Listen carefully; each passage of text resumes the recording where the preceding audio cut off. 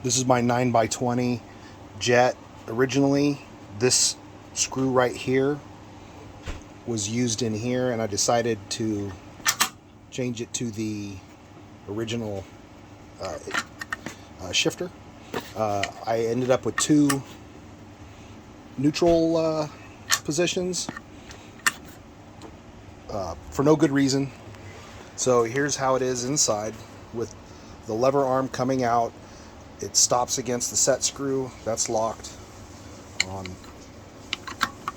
both ends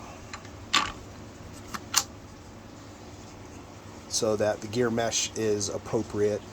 Still not the quietest gears, but very effective for what I need.